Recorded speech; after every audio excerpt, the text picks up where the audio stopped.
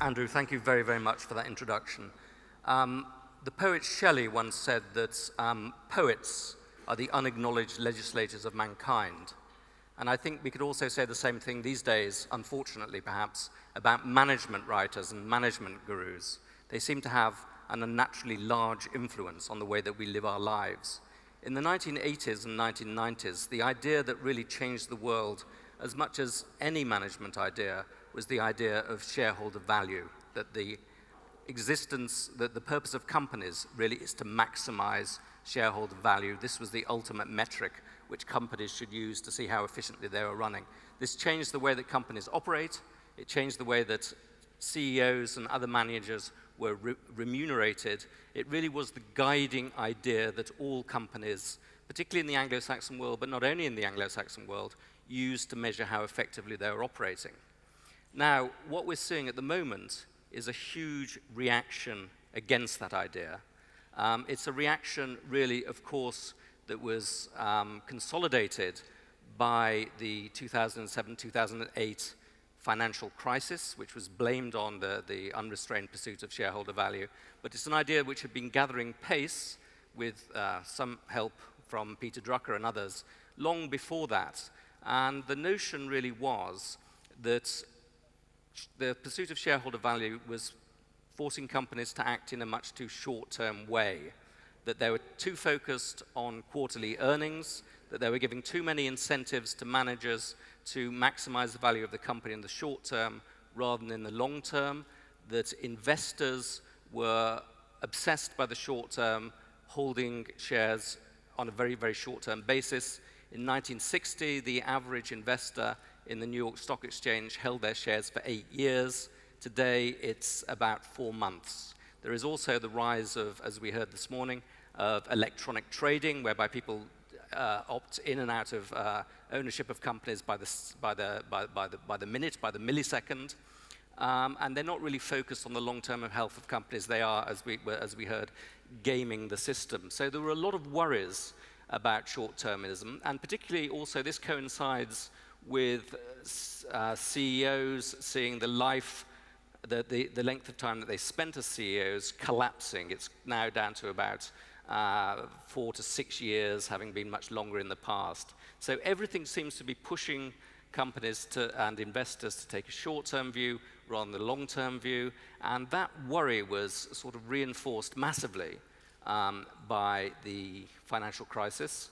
And I think now we're moving away from a world in which the pursuit of shareholder value was the commonly accepted metric to a world in which we're looking for a different sort of metric, but there are a lot of people who think the pursuit of shareholder value is a disastrously bad metric. And we heard, I think today, it described as a crummy idea. I think we heard today people talking about the funeral of this particular model of capitalism.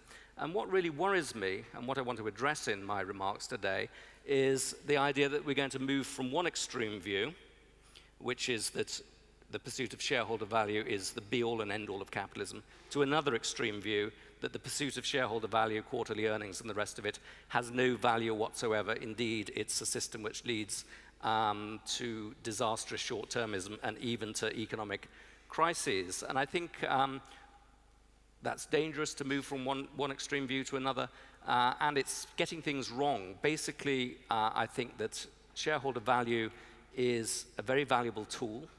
It's a very valuable servant and a very dangerous master. So we shouldn't treat it as a master, but we shouldn't simply cast it aside as a result of the financial crisis. To start off with, it strikes me that the alternative systems which we're being presented with have even bigger problems than shareholder value. One thing people say is that we shouldn't be looking at shareholder value as the best metric. We should be looking at stakeholder value as the best metric. Obviously, a very popular idea in Austria and Central Europe. But I worry about stakeholder value for several reasons. One reason is that I think it can institutionalize dithering as different elements within the company and different constituencies within the company try and get an advantage over the others for decision making.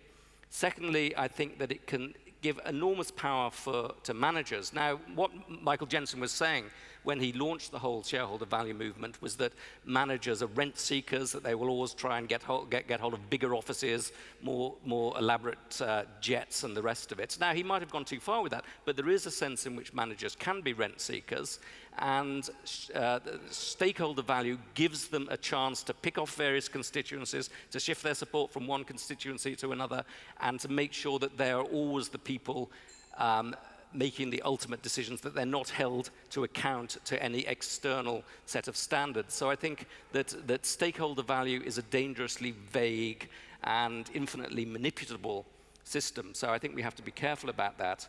Secondly, the notion that shareholder value encourages too much short-termism. That can be true, but not necessarily so. First of all, I think the antithesis between short-term health and long-term health can be rather a false antithesis. If I go to the doctor every 4 months and I get a report on my health saying you're terribly unhealthy, that's not because I'm unhealthy in the previous day or week, it's because they're reporting on my long-term health. Exactly the same with shareholder reports, every quarterly earnings, that what you're measuring is not simply a set of manipulable short-term results, but you're measuring the long-term health of a company. Every short-term result will involve within itself a long-term result.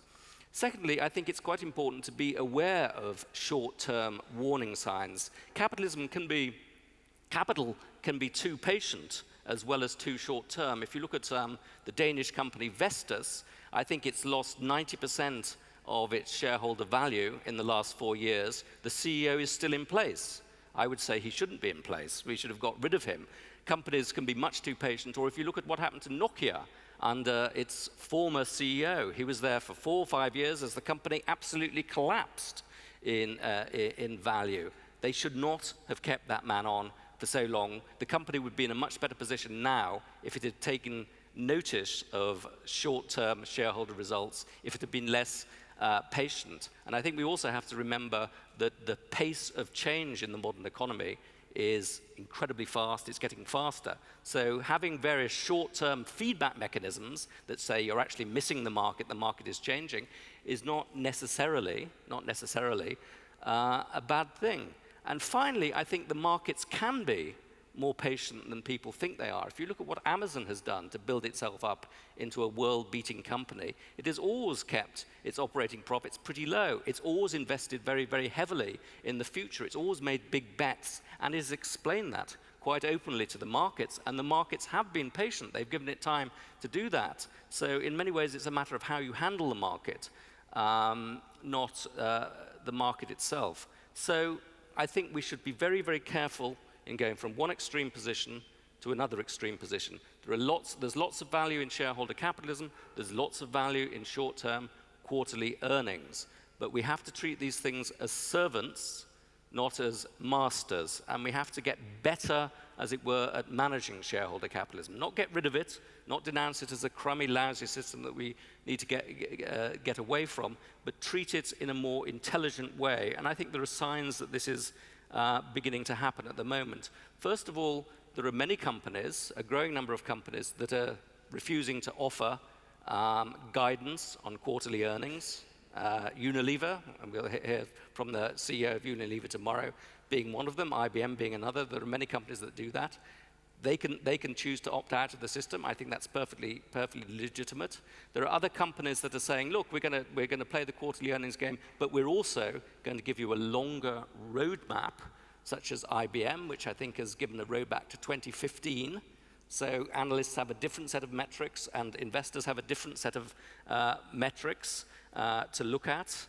I think investors can also take a longer-term view if they want to, and there are many larger and larger pools of capital, such as sovereign wealth funds, which will and are taking longer-term views of things. There are many pension funds which deliberately take the decision to invest for long-term value. I think that should be encouraged.